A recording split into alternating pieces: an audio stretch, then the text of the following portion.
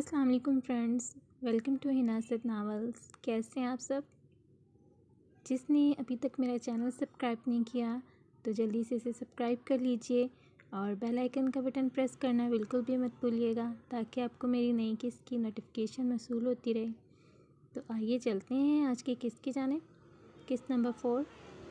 یوں ہی لیٹے ہوئے اس کی کمر پر اپنے بازوؤں کا گھیراؤ مزید تنگ کیا تو وہ انجانے میں مزید اس کے قریب ہو گئی تھی، اتنا قریب کہ اس کے سینے میں تیزی سے دھڑکتے دل کی آواز وہ بآسانی سن سکتا تھا۔ وہ اس کے اتنا قریب تھا کہ بے ترتیب سانسوں کے زیر و بم کو بخوبی گن سکتا تھا۔ وہ اس کے اتنا قریب تھا کہ اس کے وجود سے اٹھتی گرمائش وہ اپنے وجود پر محسوس کر سکتا تھا۔ وہ اس کے اتنے قریب تھا کہ اس کے ناک سے جھولتی نتھلی کو اپنے ہونٹ کی ذرا سی حرکت سے چھو سکتا تھا۔ اس کی قربت کی وجہ سے اس کے چہرے پر آتے جاتے حیا کے رنگ اس سے چھپے نہ رہ سکے۔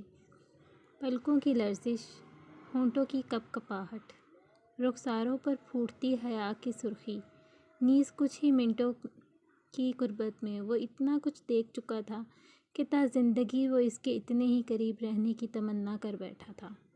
یہ وہ پہلی لڑکی تھی جو اس کی زندگی کا حصہ بنی تھی، اس کے اتنا قریب ہوئی تھی۔ جان من، تمہارا شاہ من آج تم پہ دل ہار کیا ہے۔ اس کی دونوں لرزتی ہوئی پلکوں پہ باری باری اپنے لب رکھتا ہوا بوجھل لہجے میں بولا تو من اس کے سلگتے لمس پہ تڑپ اٹھی۔ انتہائی قربت پہ اس کا تنفس بگڑنے لگا۔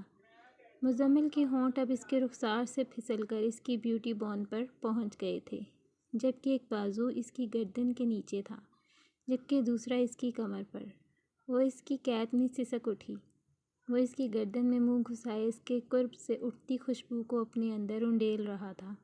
اس کے گالوں کو جیسے ہی اپنے لمس سے مہکانے لگا تو اسے اس کے گال بھیگے ہوئے محسوس ہوئے۔ مجھے چینج کرنا ہے پلیز۔ من نے اسے اس کے ارادوں سے باز رکھنے کے لیے بروقت عذر پیش کیا جو کارگر ثابت ہوا۔ اچھا کر لو چینج۔ وہ اس سے پیچھے ہوا اور بستر پر لیٹ گیا تاکہ اسے کچھ وقت دے سکے نارمل ہو کر اس رشتے کو قبول کرنے کے لیے۔ کیا چینج کروں میں؟ میرے پاس کپڑے ہی نہیں ہیں، وہ جھجک سے بولی۔ کیا وہ بھی اتنا انجان ہے کہ اسے معلوم ہی نہیں کہ اس کے پاس کچھ نہیں ہے؟ اوہ شٹ! وہ ایک دم لیٹے لیٹے اٹھ بیٹھا۔ میرا سارا سامان تو ہاسٹل میں ہے اور اس وقت تو ساری مارکیٹ بھی بند ہو چکی ہوں گی، کہاں سے لاؤں اب کپڑے؟ ایسا کرو میری شرٹ پہن لو۔ وہ اپنی شرٹ کے بٹن کھول کر اسے اتارتے ہوئے اس کے ہاتھ میں تھما کر اس کو حکم دیتا بولا تھا۔ من کا دل نہ جانے کیوں بے چین سا ہو رہا تھا۔ اس نے اس سے شرٹ لیس دیکھ کر نظروں کا رخ بدل دیا۔ اس کے گال دہک کر اناری ہوئے تھے۔ سید مزمل شاہ نے اس کا نوخیز حسن بغور دیکھا۔ نازک سی لچک دار ڈالی کی طرح تھی وہ، بالکل صاف و شفاف، دلکش خد و خال کی مالک، سیدھا دل میں اترتی ہوئی۔ کیا ہوا جان من، اب کیا پینٹ بھی چاہیے؟ وہ زمانی انداز سے اسے دیکھتے ہوئے بولا اور اسے سٹپٹانے پر مجبور کر گیا۔ بہت ہی فضول بولتے ہو، میں نے سب کب کہا؟ ٹین ایجرز والی باتیں کرتے ہو، یہی نقصان ہے اپنے سے چھوٹے میچور بندے سے شادی کرنے کا۔ اماں نے کس کے پلے باندھ دیا مجھے؟ اس نے دہائی دی تھی۔ اب ٹین ایجر ہوں تو ویسی ہی باتیں کروں گا نہ کہ 60 سالہ بڈھوں والی۔ اس نے لاپرواہی سے شانے اچکائے۔ واپس لو اپنی شرٹ، مجھے نہیں چاہیے، میں ایسے ہی مینج کر لوں گی، لیکن آپ کی باڈی بلڈنگ کی نمائش دیکھنے کا مجھے کوئی شوق نہیں۔ وہ ناک سکوڑ کر بولتے ہوئے اسے مسکرانے پر مجبور کر گئی اور اس کی بولتی ہوئی نظروں سے آنکھیں چراتے ہوئے واش روم کی طرف بڑھ گئی۔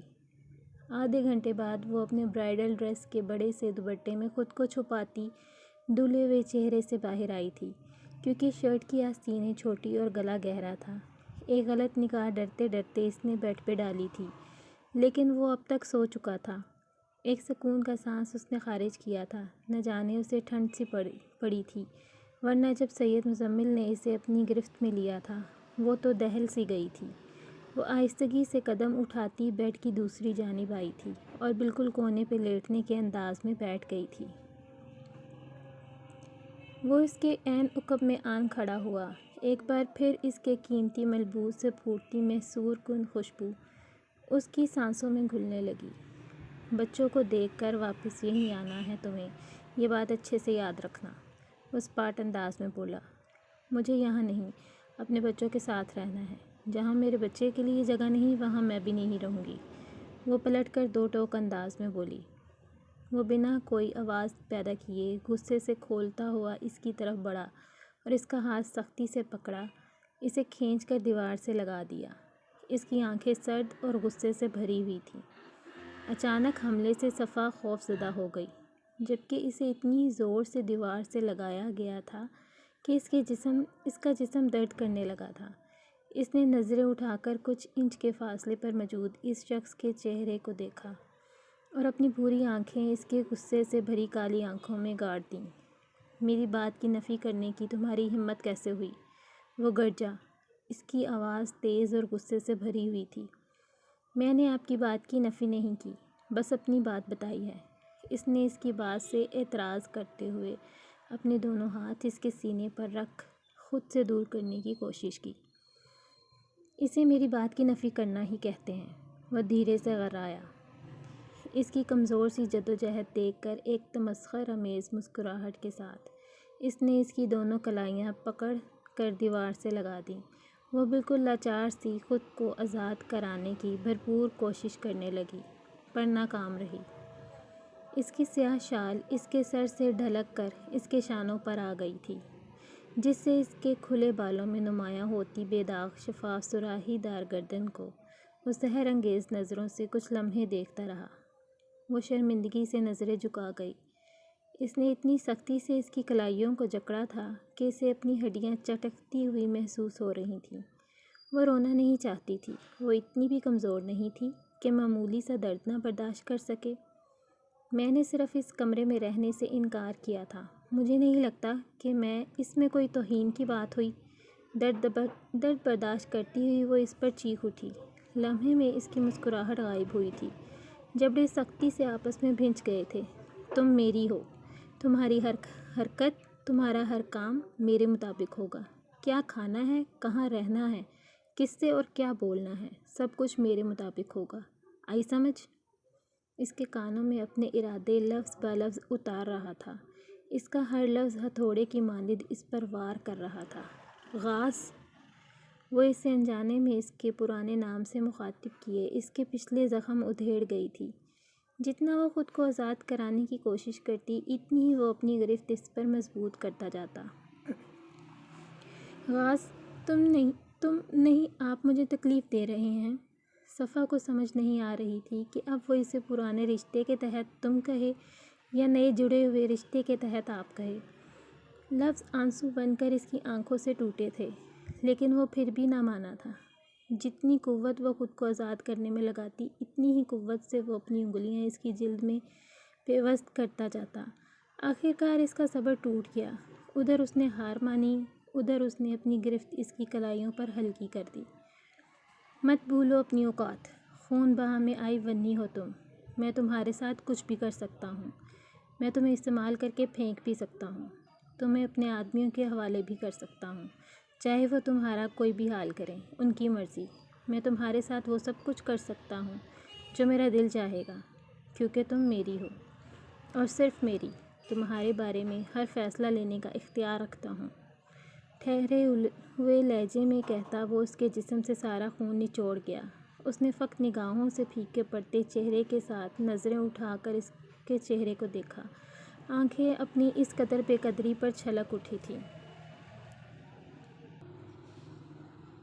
کچھ لمحے اسے آنسو بہاتا دیکھتا رہا، پھر اپنے اور اس کے بیچ موجود معمولی سے فاصلے کو مٹاتا اس کی طرف جھکا اور دھیرے سے اپنے ہونٹ اس کی خوبصورت پیشانی پر رکھ دیے۔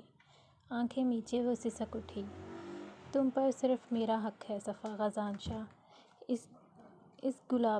اس کے گلابی ہونٹوں پر اپنا انگوٹھا رکھے وہ دھیرے سے پرعزم لہجے میں بولا، اور اسے اسی حال میں روتا بلکتا چھوڑ کر وہ کمرے سے ملحقہ ٹیرس میں چلا گیا۔ سید غزان شاہ کی جیت کی پہلی مہر صفا غزان شاہ کے وجود پر لگ گئی تھی، جسے وہ چاہ کر بھی مٹا نہیں سکتی تھی۔ وہ چھوٹے چھوٹے قدم اٹھاتے ہوئے کمرے سے باہر نکل گئی تاکہ اپنے بچوں کو دیکھ سکے۔ واحد، وانیا، وہ سیڑھیاں تیزی سے اترتے ہوئے ادھر ادھر انہیں متلاشی نظروں سے ڈھونڈتے ہوئے انہیں بلند آوازیں لگا رہی تھی۔ وانیا، واحد، سر پر درست کی ہوئی شال ایک بار پھر سے تیزی سے سیڑھیاں اترنے کی وجہ سے سر سے کھسک کر کندھے پر آ گئی تھی۔ صفا، تیز گرج دار آواز سے وہ سہم اٹھی۔ یہ دھاڑ سنبل بیگم کے کمرے سے آئی تھی۔ اس کی سانسیں اٹک گئیں۔ اس نے جلدی سے دوپٹہ سر پر ڈالا۔ ادھر آؤ۔ ایک اور دھاڑتی آواز اس کا دل ہلا گئی۔ سنبل بیگم اپنے کمرے میں اسے بلا رہی تھیں۔ آس پاس کھڑے ملازم بھی خاموش ہو گئے۔ وہ ڈرتے ہوئے اندر داخل ہوئی۔ لال بھبوکا چہرہ لیے وہ اسے خونخوار نظروں سے گھور رہی تھیں۔ اتنی جلدی بھول گئی تم اس حویلی کے اصول؟ جانتی ہو نا اس حویلی میں کسی عورت کی آواز بلند ہونا سختی سے منع ہے۔ تمہاری آواز چھین لوں گی اگر دوبارہ بلند ہوئی۔ وہ اتنی زور سے دھاڑی کہ ایک بار تو صفا کانپ اٹھی تھی۔ آنکھیں بھیگنے لگیں۔ جانتی نہیں جو حال ہم نے ہماری سوتن یعنی تیری بڑی بہن کا کیا تھا اس سے بڑھ کر تیرا کریں گے۔ ذرا خوف نہیں آیا تجھے میرے ہی بیٹے سے نکاح کرتے ہوئے؟ بھول گئی کہ تیرا سامنا ہم سے ہوگا؟ واہ، تیری تو ہمت کی داد دینی پڑے گی۔ سنبل شاہ سے ٹکرانے آئی ہے، وہ استہزائیہ انداز میں بولی۔ اسے اپنی ماں جیسی بڑی بہن کی حالت یاد آئی تو ضبط کرنا مشکل ہو گیا۔ آنسو آنکھوں کی دہلیز سے نکلتے رخساروں کو بھگونے لگے۔ وہ ساری حویلی میں اپنے بچوں کو ڈھونڈ چکی تھی مگر وہ اسے کہیں دکھائی نہیں دے رہے تھے۔ وہ حویلی سے باہر نکل آئی اور پیچھے بنے ملازمین کے کوارٹر میں دیکھنے لگی۔ نہ جانے کیوں لگ رہا تھا جیسے سنبل بیگم نے ورنی میں آئی ہوئی لڑکی کے بچوں کو وہیں رکھنے والی تھیں۔ کبھی بھی اسے اور اس کے بچوں کو حویلی میں جگہ نہیں دیں گی۔ اسی لیے وہ کوارٹر کے اندر آئی تو وہاں دو آدمی تھے۔ اس سے پہلے کہ وہ باہر نکل جاتی ایک آدمی اٹھ کر سرعت سے اس کی جانب آیا اور اس کا راستہ روک دیا۔ اوئے، سردار کی ونی ہے، چلا ہم بھی لگے ہاتھوں فائدہ اٹھا لیں۔ وہ خباثت زدہ نظروں سے اسے سرتا پا دیکھتے ہوئے بولا۔ اس کا مردانہ ہاتھ اس کی نازک کلائی کو مضبوطی سے پکڑتا اسے ایک جھٹکے سے کھینچتا اسے لڑکھڑانے پر مجبور کر گیا۔ دور رہو۔ وہ ایک ہاتھ سے اپنی شال مضبوطی سے جکڑے حیرت اور خوف سے اس شخص کو دیکھ رہی تھی جو اپنی گندی نظروں سے اس کا جائزہ لے رہا تھا، جبکہ دوسرا آدمی صفا کے ہاتھ کو مضبوطی سے پکڑے ہوئے تھا۔ چھوڑو مجھے ذلیل انسان، چھوڑو! وہ چیختی ہوئی خود کو ان کی گرفت سے آزاد کرانے کی کوشش کر رہی تھی، جبکہ وہ دونوں آدمی اس کی خوف زدہ حالت سے محظوظ ہوتے ہوئے قہقہے لگا رہے تھے۔ چھوڑو مجھے! اس نے اپنی شال کو چھوڑا اور کھینچ کر ایک زوردار تھپڑ سامنے کھڑے آدمی کے منہ پر دے مارا۔ تیری اتنی ہمت سالی! غصے سے کھولتا اس نے بھی صفا کے منہ پر تھپڑ مارا۔ اس درندے سانڈ نما انسان نے اس قدر قوت سے تھپڑ مارا کہ وہ درد سے کراہتی وہ جھٹکے سے زمین پر گر گئی۔ اسے جس چیز کا خوف تھا وہی ہوا۔ وہ آدمی جو اس کا ہاتھ پکڑے ہوئے تھا اب اس کے اوپر جھکا بے دردی سے اس کی چادر اس کے وجود سے کھینچ رہا تھا، جبکہ وہ خود کو بچانے کی پوری کوشش کر رہی تھی پھر بھی ناکام رہی۔ کیا اسے اسی لیے یہاں لایا گیا تھا کہ اس کی عزت کا تماشا بنانے کے لیے، اس کی عظمت کو تار تار کرنے کے لیے؟ کیا اب وہ ان لوگوں کے ہتھے چڑھنے والی تھی؟ وہ غلیظ آدمی اس کے اوپر جھکا اس کے وجود سے کھیلنے کی پوری کوشش کر رہا تھا۔ وہ خود کو آزاد نہ کر پا رہی تھی۔ اپنی بزدلی پر اسے رونا آ رہا تھا۔ آنسو اس کی آنکھوں سے ڈھلک کر تیزی سے اس کے بالوں میں جذب ہو رہے تھے۔ ٹھا! ایک کانوں کو ٹھٹھرا دینے والی آواز کی گونج اس تاریکی میں پھیلی تھی۔ اس سے پہلے کہ وہ پوری طرح ٹوٹ جاتی اچانک ہی اس پر جھکا ہوا آدمی ایک جھٹکے سے اس کے بائیں طرف لڑک گیا۔ ایک زوردار چیخ اس کی حلق سے برآمد ہوئی، جبکہ اس کے چہرے پر اس آدمی کے خون کے چھینٹے اپنا نشان چھوڑ گئے تھے۔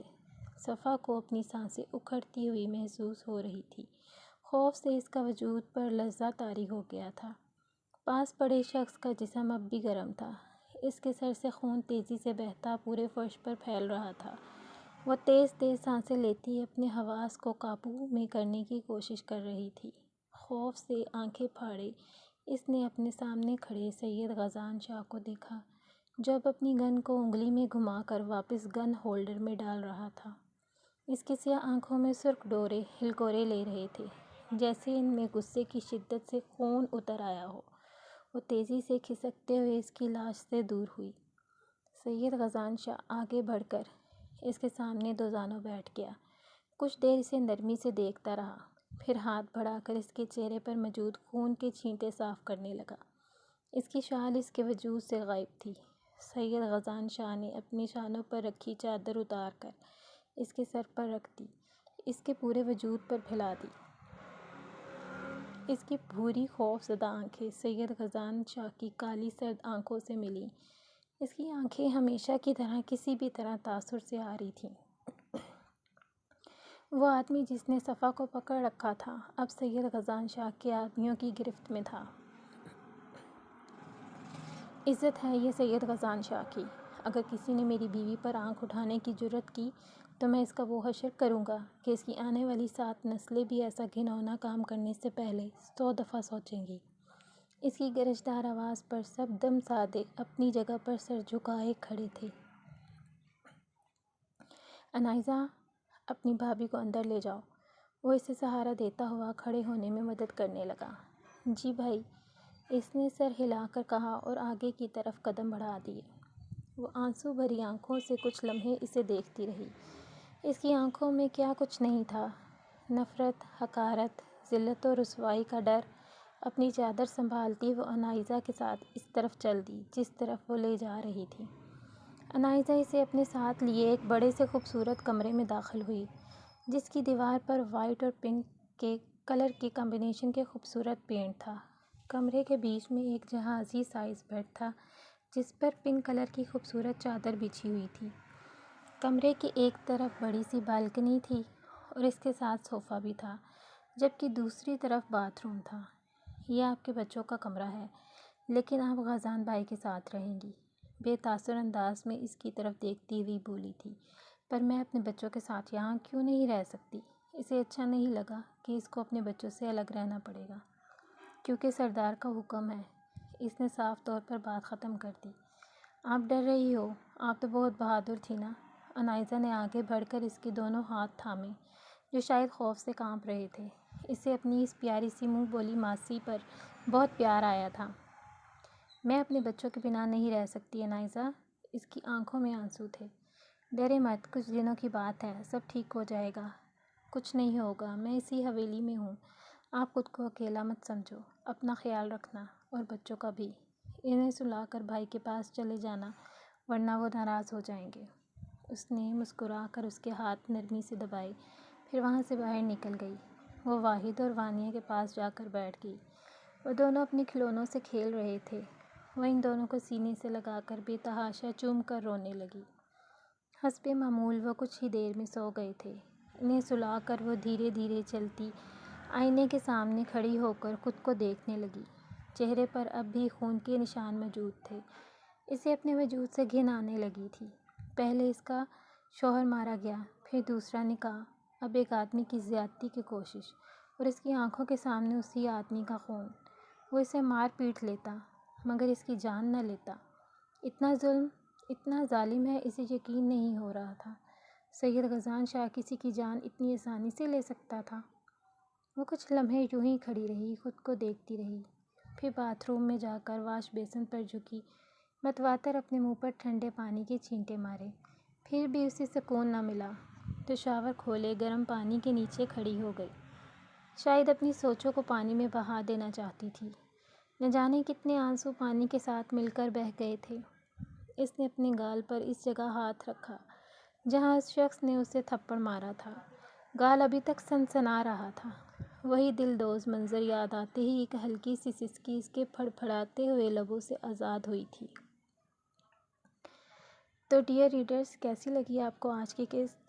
کمنٹ سیکشن میں اپنی رائے کا اظہار ضرور کیجیے گا، اور میں نے آپ کو پہلے بھی کہا تھا کہ اپنا رسپانس دیا کریں، مجھے پتہ تو چلے کہ کون کون پڑھتا ہے کون نہیں۔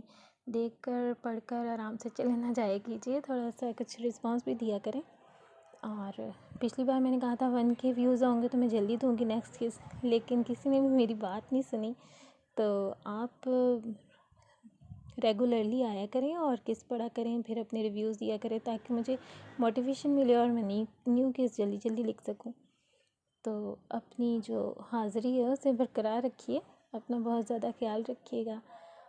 ملتے ہیں جلدی اگلی کیس کے ساتھ۔ اللہ حافظ۔